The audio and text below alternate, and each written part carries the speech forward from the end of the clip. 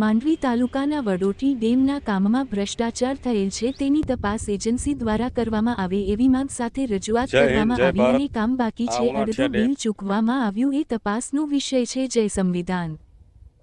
તમારું નામ અને તમારો પરિચય? મારું નામ રાયમા રફીક અલી મોહમ્મદ છે.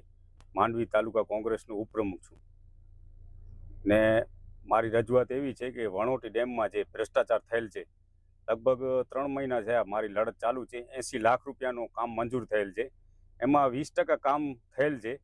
1.5 મહિના પહેલાં મેં અધિકારી લેખિતમાં અરજી દીધી હતી. અધિકારી કે બિલ પાસ નહીં થાય, પૂરો કામ થશે ત્યારે જ બિલ પાસ થશે. હમણાં મને એવું જાણવા મળ્યું કે અડધો બિલ પાસ થઈ ગયો છે, 20% કામ નથી થયો ને અડધો બિલ પાસ કરવામાં આવેલ છે. એટલે આ કોન્ટ્રાક્ટર દ્વારા ભ્રષ્ટાચાર કરવામાં આવેલ છે.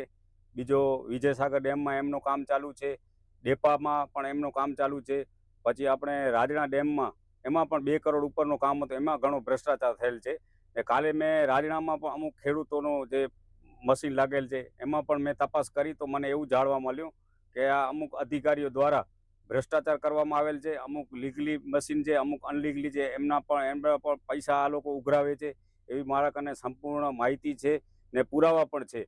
ને મારા કને સંપૂર્ણ લિસ્ટ છે, એ પણ તમને હું મીડિયામાં આપીશ કે આ લિસ્ટ છે. આટલા ખેડૂતો પાણીને કાયદેસર લીધો છે ને અમુક ગેરકાયદેસર છે, એમાં આ લોકો ઉઘરાણી કરે છે ને આ મોટા પ્રમાણમાં ભ્રષ્ટાચાર છે.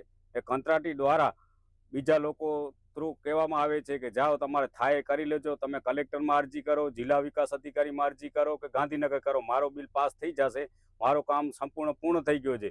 ને અહીંયા અધિકારી એમ કહે છે, મારા કાને અધિકારી રેકોર્ડિંગ પણ પડી છે કે કોન્ટ્રાક્ટર નવરો નથી ને બીજો કામ બાકી છે, પછી આ લોકોનું પેમેન્ટ દેશું. ને આ કોન્ટ્રાક્ટર એમ કહે છે કે મારો કામ સંપૂર્ણ પૂર્ણ થઈ ગયું છે. એટલે સાચો કોણ? એટલે આ લોકોની મિલીભગત છે. આમાં અધિકારી પણ ભ્રષ્ટાચારમાં સામેલ છે.